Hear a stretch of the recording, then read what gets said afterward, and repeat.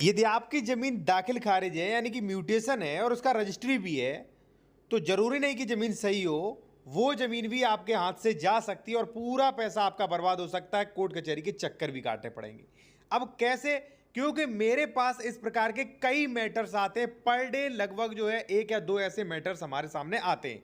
जैसा कि मैंने कल वीडियो बनाया था कि एक व्यक्ति ने ज़मीन खरीदी, रजिस्ट्री करवाई, म्यूटेशन करवाया, फिर भी जो है उसकी ज़मीन पर कब्जा कर लिया और बेचारे का कब्जा जो है हटाया नहीं गया। जब अब कोर्ट कचहरी के चक्कर काटना पड़ रहा है। अब देखिए क्यों मैं ये कह रहा हूं कि दाखिल खारिज भी है, ज़मीन की रजिस्ट्री भी है, कब्जा भी है, फिर भी हो सकता है वो ज़मीन आपकी सही ना हो या कोर्ट कचहरी के चक्कर काटने पड़े। ये मैं किस बेसिस पे कह रहा हूं वो आप देखिए। यहां पे आप देख सकते हैं कि म्यूटेशन एंट्री किसी भी व्यक्ति के पक्ष में कोई अधिकार, स्वामित्व अधिकार, सरोकार प्रदान नहीं करती। सुप्रीम कोर्ट ये आदेश दिया गया था जितेंद्र सिंह वर्सेस मध्य प्रदेश सरकार में। म्यूटेशन यानी कि दाखिल खारिज होना किसी व्यक्ति के पक्ष में कोई अधिकार, स्वामित्व अधिकार उत्पन्न नहीं करता है। बहुत बड़ी बात कह दी। क्यों? क्योंकि भाई एक रेवेन्यू प्रक्रिया है, लगान के लिए है, ठीक है ना। अभी मैं आपको विस्तार से आपको एक एक पॉइंट क्लियर करूंगा। दूसरा यहां पे देख सकते हैं प्रॉपर्टी ट्रांसफर एक्ट सेक्शन 54। यहां पे नीचे देखिए आप, सबसे नीचे पैराग्राफ में यहां पे लिखा है एक क्रेता अपने विक्रेता से बेहतर स्वामित्व नहीं रख सकता और तभी, किंतु क्रेता को कब्जा तब तक नहीं दिया जाएगा, यानी कि जिसने जमीन खरीदी है उसको कब्जा तब तक नहीं दिया जाएगा जब तक संपत्ति का विभाजन, सीमांकन सौहार्दपूर्ण तरीके से या न्यायालय की डिक्री से नहीं हो जाता।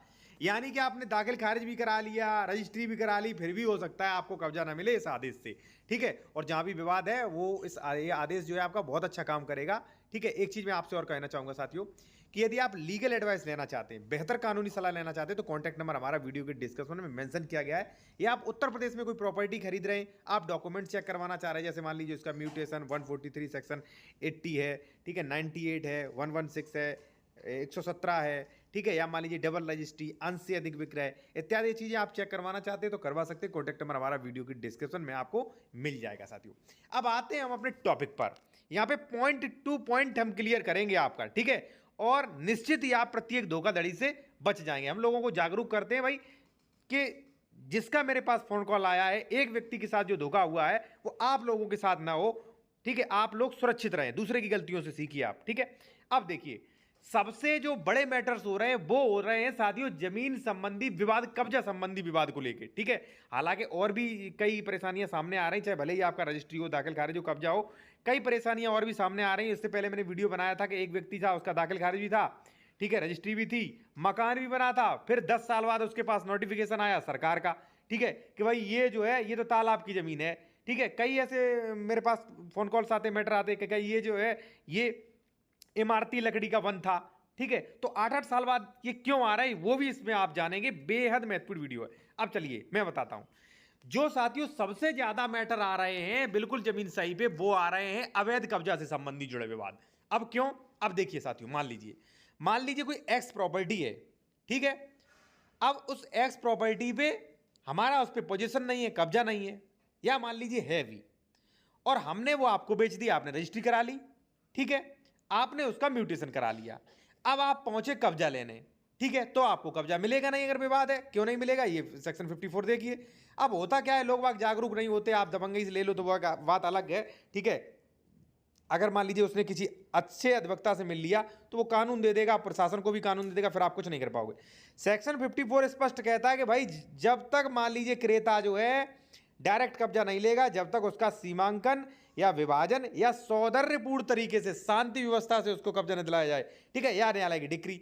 अब अगर वो कह दे कि कब्जा ले लीजिए जाएगा तो भाई वहां पे बड़ा विवाद हो सकता है। कैसे? जैसे मान लीजिए मेरी जमीन थी, मेरा तो कब्जा था नहीं या कोई विवाद था, मैंने आपको बेच दी, आप दबंगो, आप वहां पे गए कब्जा लेने, ठीक है, और हो सकता है वहां पे गोली चल जाए, हो सकता है वहां पे बड़ा विवाद हो जाए, कोई मारा जाए, ठीक है ना। तो इसीलिए कानून में यह प्रावधान किया गया है कि भले ही आपने जमीन का दाखिल खारिज है, रजिस्ट्री करा ली है, लेकिन भाई रुकिए, अगर कोई विवाद है तो सीमांकन करा लीजिए, धारा 24 में नपवा लीजिए, ठीक है, या आप 116 117 में बंटवारा करवा लीजिए, या आप जो है न्यायालय से डिक्री जारी करवा लीजिए। ये प्रोविजन किया गया है। प्रशासन भी आपको रोक देगा भाई ये मत करिए, ठीक। पहली चीज ये दिक्कत आ रही। दूसरा क्या दिक्कत आ रही, अगर आपने कोई रजिस्ट्री करवा ली, ठीक है, दाखिल खारिज भी करा लिया, कब्जा भी आपने ले लिया बिल्कुल निर्विवाद रूप से, फिर भी आप ये मत सोचिए कि हमने बिल्कुल सही जमीन खरीद ली। क्यों? क्योंकि अगर उस घाटे में धारा 116 117 की कार्रवाई नहीं हुई है तो भविष्य में क्या होता है, मान लीजिए साथियों कोई घाटा मिंजुमला नंबर होता है, किसी में बहुत ज्यादा सह खातेदार होते, कहीं उन सह खातेदारों में विवाद हुआ कि भाई हमारी जमीन कम है, पड़ोसी वाला कह रहा हमारी जमीन कम है भाई, ठीक है, तो उसने क्या किया, आप कहीं बाहर रह रहे हो, उसने प्लाट तोड़ के और अपने में मिला लिया, ठीक है। अब आप आ रहे हो कि भाई कब्जा कर लिया, प्रशासन को लेके आओगे, अब वो कहेगा सर हमारा पूर्ति नहीं हो रहा, हमारा पूरा करवा दो, इसका ये करवा दो। तो भाई ऐसे विवाद होते रहते, वो बाद का मैटर है कि आप 164 में जाएं, धारा 24 में जाएं, 116 में जाएं, 17 में जाएं, 134 में जाएं, किस में जाएं, ठीक है, वो एक अलग मैटर है, ठीक है। लेकिन विवाद तो हो रहे हैं, आपने रजिस्ट्री कराई, पैसा खर्च हुआ, म्यूटेशन कराया, सब कुछ तो करा लिया आपने, फिर भी ये विवाद हो रहे हैं, ठीक है। इसलिए सावधानी से रहें और जमीन खरीदते समय ये सारी चीजें आप चेक करें। और चीज मैं आपको और बता दूं कि अगर आप बेहतर कंसल्टेशन करना चाह रहे हैं, सलाह लेना चाह रहे हैं, तो मेरे द्वारा भी ले सकते हैं। कॉन्टैक्ट नंबर आपको वीडियो के डिस्क्रिप्शन में मिल जाएगा। अगर आपको सूटेबल लगता है तो आप ले सकते हैं, ठीक है, वरना आप अपने एडवोकेट से भी ले सकते हैं, ठीक है जी। अब दूसरा जो मिस्टेक हो रहा है वो कहां हो रहा है साथियों, वो हो रहा है कि आपने जमीन रजिस्ट्री करवाई, दाखिल खारिज भी करवा लिया, खतौनी अच्छे विशेषज्ञ से आपने मान लीजिए किसी एडवोकेट से ऐसी दिखवा ली थी आपने, बाद में 10 साल बाद आपको सरकार का नोटिफिकेशन आ रहा है कि ये जमीन तो तालाब की थी। ऐसा क्यों हो रहा वो भी आप जान लीजिए।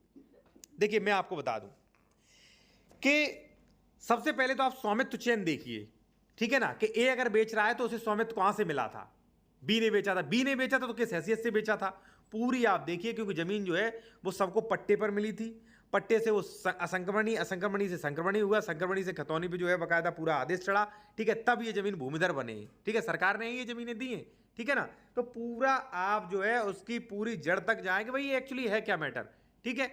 और कंसल्टेशन करना चाहते हैं मान लीजिए कोई भी है तो कॉन्टैक्ट नंबर वीडियो डिस्क्रिप्शन में आपको मिल जाएगा। अब ये तो आपने देख लिया, लेकिन साथियों फिर भी ये गलती हो सकती है। गलती कैसे होती है, देखिए जब भी चकबंदी होती है, किसी के यहाँ 1962 में चकबंदी हुई होगी, किसी के यहाँ 1982 में, किसी के यहाँ कभी हुई होगी, ठीक है, चकबंदी होती है तो इससे एक अभिलेख तैयार होता है 41, ठीक है, 41 से बनती है खतौनियां, राजस्व रिकॉर्ड। तो हो सकता है 41 के आधार पर जब खतौनी बनी तो कोई गलती हो गया हो, तालाब की जगह पे किसी का नाम हो गया हो। और कई बार तो हमने ये देखा है कि लेखपाल को पैसे देकर या अधिकारियों को पैसे देकर तालाब की जमीन धोखे से अपने नाम करवा लेते हैं। और प्रोविजन भी सेक्शन 32-38 में है कि लेखपालों से गलती हो सकती है, ठीक है, तो ये हो जाता है। तो भाई लेखपाल तो ये कह के बच जाए कि भाई गलती से हो गया, ठीक है ना साथियों।